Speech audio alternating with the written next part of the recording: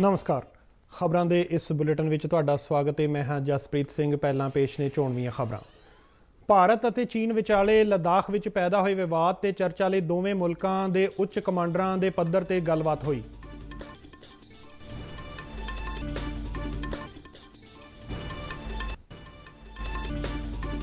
Vande Bharat mission के ਵੱਖ-ਵੱਖ गेड़ां तहत विदेशों में फसे 65,000 भारतीयों नूं वतन वापस लिआंदा गया।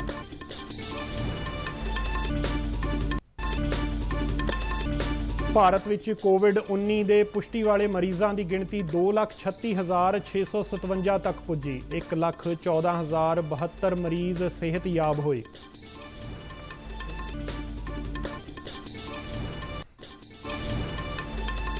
केंद्रीय खेतीबाड़ी मंत्री नरेंद्र सिंह तोमर ने कहा है कि खेतीबाड़ी सुधारों लिए जारी किए गए आर्डीनेंस संघी ढांचे की उलंघना नहीं करते। पंजाब सरकार वालों सूबे विच शराब की गैर कानूनी तस्करी नूं ठल पाउण लई 5 मैंबरी पैनल का गठन।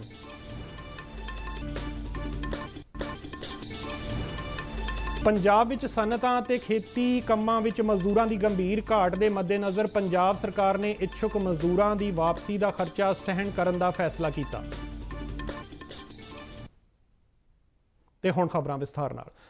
भारत और चीन विचाले लद्दाख में पैदा हुए विवाद ते चर्चा लई कल दोवें मुल्कां दे उच्च कमांडरां दे पद्धर ते गलबात हुई। ये उच्च पद्धरी गलबात चीन वाले पासे मोलदो चुसल सरहदी पोस्ट ते आयोजित की गई।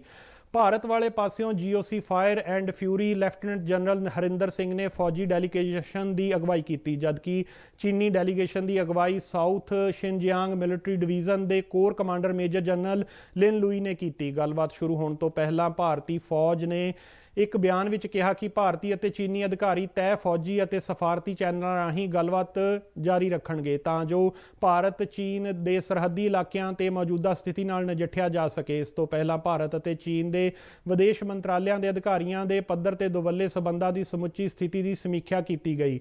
इस मीटिंग दौरान भारत और चीन पूर्वी लद्दाख में पैदा हुए विवाद नूं शांतिपूर्ण गलबात राही हल करने लई सहमत होए। यह गलबात वीडियो कॉन्फ्रेंस राही विदेश मंत्रालय के पूर्वी एशिया के संयुक्त सकत्तर नवीन श्रीवास्तव और चीनी विदेश मंत्रालय विच डायरैक्टर जनरल वू जियांगहो विचाले हुई। वंदे भारत मिशन के तहत हुण तक विदेशों में फसे 65,000 भारतीयों नूं वतन वापस लिआंदा जा चुका है। विदेश मंत्रालय वालों दी गई जानकारी मुताबक अमरीका, कनेडा, बरतानिया और यूरोप के मुल्कों विचों भारतीयों की वापसी लई वंदे भारत मिशन का तीजा गेड़ 2 दिन पहला ही शुरू किया गया है। उन्होंने दस्सिया है कि इस गेड़ तहत यूरोप, आस्ट्रेलिया, कनेडा और अमरीका और अफ्रीका के मुल्कों तो भारतीय नागरिकों को लियाउण लई कोई 300 उड़ानां 10 जून तक चलाईयां जाणगियां। भारत ने दस्सिया कि मिशन के पहले गेड़ तहत 12,708 और दूजे गेड़ विच 52,113 भारतीयों को वतन वापस लिआंदा गया सी।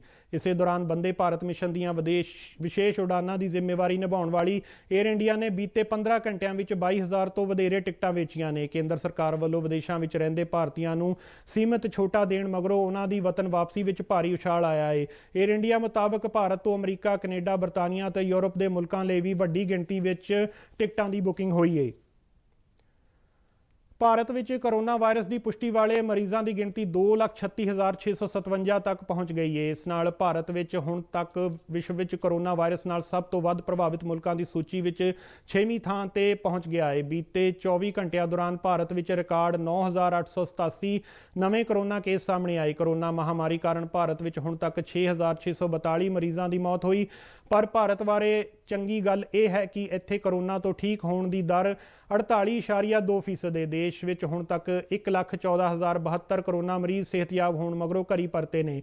महाराष्ट्र सूबा कोरोना वायरस नाल सब तो वध प्रभावित है, जिथे हुण तक 80,229 कोरोना मामले सामने आए और 2,849 मरीजों की हुण तक मौत हुई।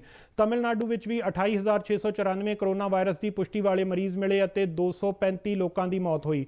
दिल्ली में भी कोरोना मरीजों की गिणती में लगातार वाधा देखने को मिल रहा है। इत्थे हुण तक 26,634 मरीजों में कोरोना वायरस की पुष्टि हुई और इस बीमारी कारण 708 मरीजों दी जानां गईयां। इस तो इलावा गुजरात, राजस्थान, उत्तर प्रदेश, मध्य प्रदेश और पश्चिम बंगाल भी कोरोना वायरस तो ज़्यादा प्रभावित सूबियां की सूची में शामिल ने।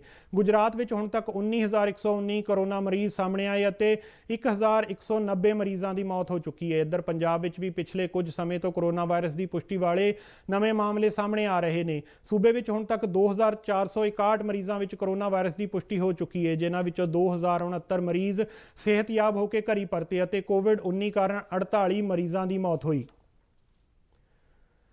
ਕੇਂਦਰੀ ਖੇਤੀਬਾੜੀ ਮੰਤਰੀ ਨਰਿੰਦਰ ਸਿੰਘ ਤੋਮਰ ਨੇ ਕਿਹਾ ਹੈ ਕਿ ਕੇਂਦਰ ਵੱਲੋਂ ਜਾਰੀ ਕੀਤੇ ਗਏ ਆਰਡੀਨੈਂਸ ਨਾਲ ਸੰਘੀ ਢਾਂਚੇ ਦੀ ਕੋਈ ਉਲੰਘਣਾ ਨਹੀਂ ਕੀਤੀ ਗਈ। ਨਵੀਂ ਦਿੱਲੀ ਤੋਂ ਜਾਰੀ ਇੱਕ ਬਿਆਨ ਵਿੱਚ ਖੇਤੀਬਾੜੀ ਮੰਤਰੀ ਨੇ ਕਿਹਾ ਹੈ ਕਿ ਇਸ ਆਰਡੀਨੈਂਸ ਨਾਲ ਕਿਸਾਨ ਮੰਡੀਆਂ ਤੋਂ ਬਾਹਰ ਆਪਣੀ ਜਿਣਸ ਵੇਚ ਸਕਣਗੇ, ਜਿਸ ਨਾਲ ਸੰਘੀ ਢਾਂਚੇ ਨੂੰ ਕੋਈ ਨੁਕਸਾਨ ਨਹੀਂ ਪਹੁੰਚਦਾ।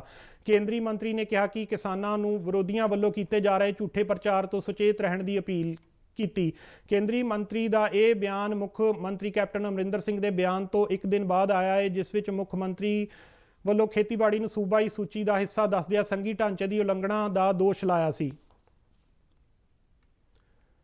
ਕੇਂਦਰੀ ਮੰਤਰੀ ਡਾਕਟਰ ਜਤਿੰਦਰ ਸਿੰਘ ਨੇ ਕਿਹਾ ਹੈ ਕਿ ਦੇਸ਼ ਦਾ ਉੱਤਰ ਪੂਰਬੀ ਹਿੱਸਾ ਵਿਕਾਸ ਦੇ ਨਵੇਂ ਰੋਲ ਮਾਡਲ ਵਜੋਂ ਉੱਭਰਿਆ ਹੈ। ਨਵੀਂ ਦਿੱਲੀ ਵਿੱਚ ਉੱਤਰ ਪੂਰਬੀ ਖੇਤਰ ਦੇ ਵਿਕਾਸ ਬਾਰੇ ਮੰਤਰਾਲੇ ਦੇ ਵਿਭਾਗ ਦੀਆਂ ਪ੍ਰਾਪਤੀਆਂ ਤੇ ਇੱਕ ਕਿਤਾਬਚਾ ਜਾਰੀ ਕਰਨ ਮੌਕੇ ਸਮਾਗਮ ਨੂੰ ਸੰਬੋਧਨ ਕਰਦਿਆਂ ਉਹਨਾਂ ਕਿਹਾ ਕਿ ਪਿਛਲੇ 6 ਸਾਲਾਂ ਦੌਰਾਨ ਇਸ ਖੇਤਰ ਨੇ ਵਿਕਾਸ ਦੀਆਂ ਨਵੀਆਂ ਪੁਲਾਂਘਾਂ ਪੁੱਟੀਆਂ ਨੇ ਅਤੇ ਮੌਜੂਦਾ ਮਹਾਮਾਰੀ ਦੇ ਦੌਰ ਵਿੱਚ ਵੀ ਮਿਸਾਲ ਕਾਇਮ ਕੀਤੀ ਹੈ। ਉਹਨਾਂ ਕਿਹਾ ਕਿ ਕੋਰੋਨਾ ਪ੍ਰਬੰਧਨ ਵਿੱਚ ਵੀ ਇਹਨਾਂ ਸੂਬਿਆਂ ਨੇ ਬਿਹਤਰੀਨ ਕੰਮ ਕੀਤਾ ਹੈ। ਉੱਤਰ ਪੂਰਬੀ ਖੇਤਰ ਦੇ ਵਿਕਾਸ ਨੂੰ ਐਨਡੀਏ ਸਰਕਾਰ ਦੀ ਮੁੱਖ ਤਰਜੀਹ ਦੱਸਦਿਆਂ ਜਤਿੰਦਰ ਸਿੰਘ ਨੇ ਕਿਹਾ ਕਿ ਸਰਕਾਰ ਦੇ ਪਿਛਲੇ ਅਤੇ ਮੌਜੂਦਾ ਕਾਰਜਕਾਲ ਦੌਰਾਨ ਇਸ ਖਿੱਤੇ ਵੱਲ ਵਿਸ਼ੇਸ਼ ਧਿਆਨ ਦਿੱਤਾ ਗਿਆ ਹੈ। ਉਹਨਾਂ ਕਿਹਾ ਕਿ ਸੜਕ, ਰੇਲ ਅਤੇ ਹਵਾਈ ਸੰਪਰਕ ਨੂੰ ਵਧੇਰੇ ਮਜ਼ਬੂਤ ਕੀਤਾ ਗਿਆ ਹੈ ਅਤੇ ਨਾਲ ਹੀ ਬੁਨਿਆਦੀ ਢਾਂਚੇ ਅਤੇ ਊਰਜਾ ਅਤੇ ਹੋਰਨਾਂ ਖੇਤਰਾਂ ਵਿੱਚ ਵੀ ਵਿਕਾਸ ਦੇਖਣ ਨੂੰ ਮਿਲਿਆ ਹੈ। ਜਤਿੰਦਰ ਸਿੰਘ ਨੇ ਪ੍ਰਾਪਤੀਆਂ ਸੰਬੰਧੀ ਕਿਤਾਬਚੇ ਨੂੰ ਜਾਰੀ ਕਰਨ ਮੌਕੇ ਵਿਭਾਗ ਦੇ ਅਧਿਕਾਰੀਆਂ ਅਤੇ ਕਰਮਚਾਰੀਆਂ ਨੂੰ ਵਧਾਈ ਦਿੱਤੀ।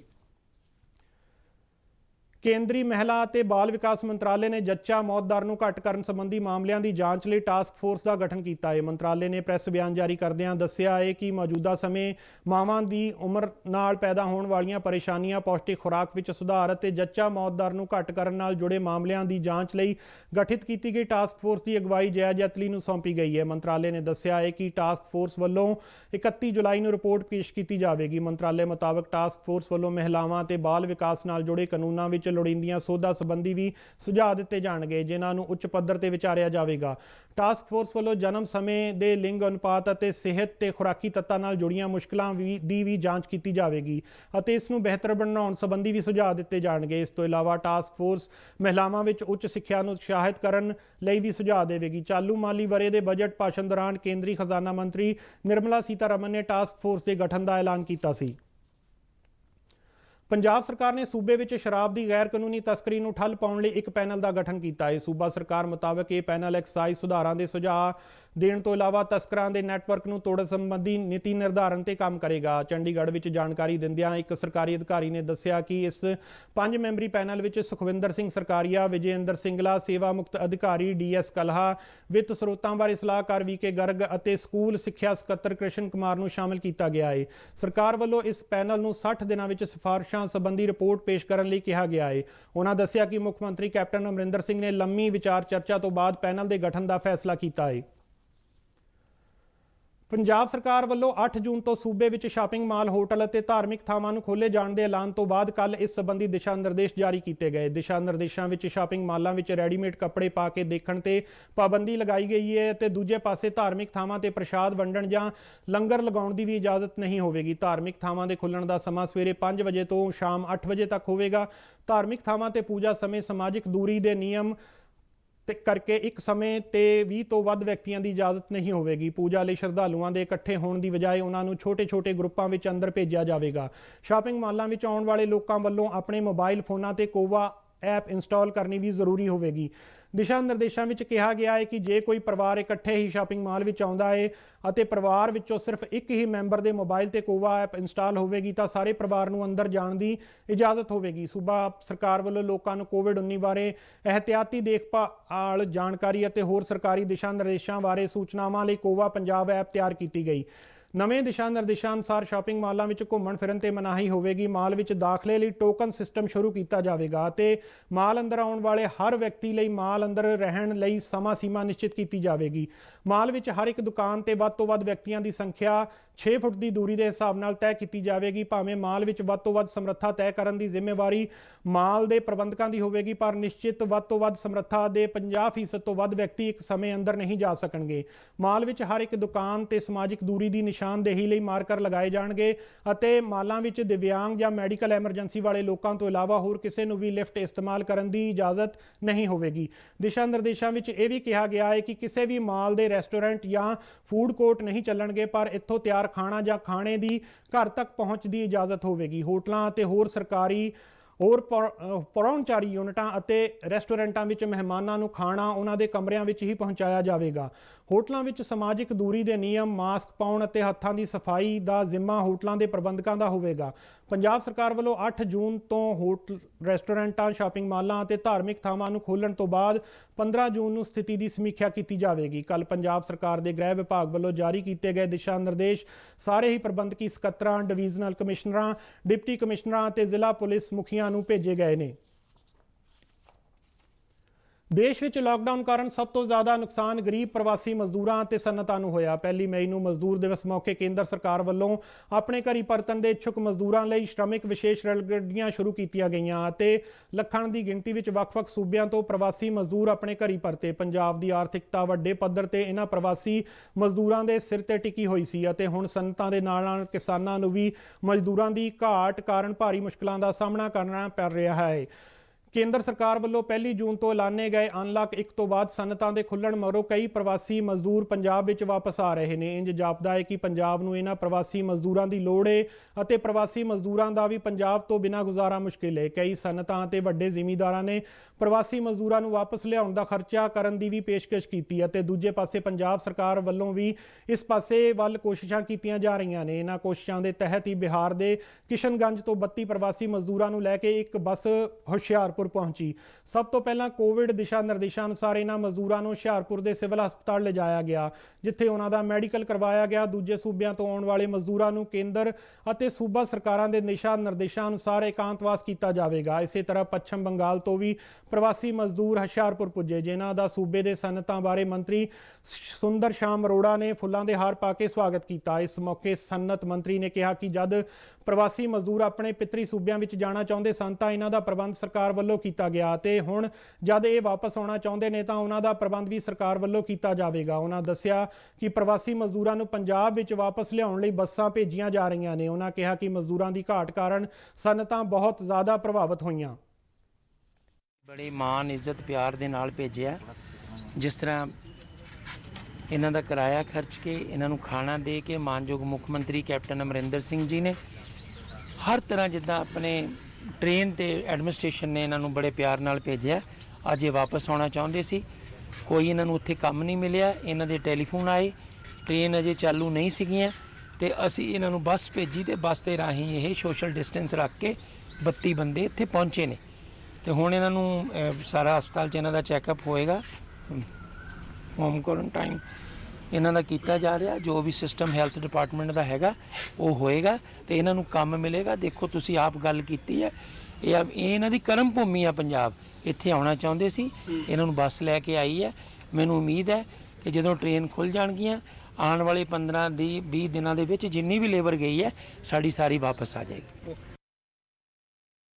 ਇਸੇ ਦੌਰਾਨ ਪੱਛਮ ਬੰਗਾਲ ਤੋਂ ਪੰਜਾਬ ਲਈ ਵਾਪਸੀ ਕਰਨ ਵਾਲੇ ਇੱਕ ਮਜ਼ਦੂਰ ਨੇ ਦੱਸਿਆ ਕਿ ਪੰਜਾਬ ਤੋਂ ਜਾਣ ਸਮੇਂ ਉਸਨੇ ਸੋਚਿਆ ਸੀ ਕਿ ਉਹ ਛੋਟਾ-ਮੋਟਾ ਕੰਮ ਲੱਭ ਕੇ ਆਪਣੇ ਗ੍ਰਹਿ ਸੂਬੇ ਵਿੱਚ ਹੀ ਗੁਜ਼ਾਰਾ ਕਰ ਲਵੇਗਾ, ਪਰ ਉੱਥੋਂ ਦੀ ਸਰਕਾਰ ਨੇ ਉਹਨਾਂ ਦੀ ਸਾਰ ਨਹੀਂ ਲਈ ਅਤੇ ਉਹਨਾਂ ਵਾਸਤੇ ਭੁੱਖੇ ਮਰਨ ਦੀ ਨੌਬਤ ਆ ਗਈ, ਜਿਸ ਕਰਕੇ ਉਸਨੇ ਪੰਜਾਬ ਮੁੜ ਆਉਣ ਦਾ ਫੈਸਲਾ ਕੀਤਾ।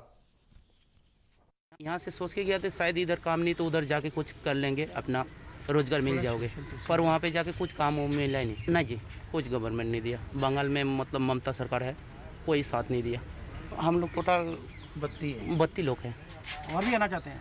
बिल्कुल जी, बिल्कुल उम्मीद बना के रखा जी, बाहर जाके हम लोग पैसा वैसा कमाएंगे, काम मतलब मिल जाएगा। ठीक है।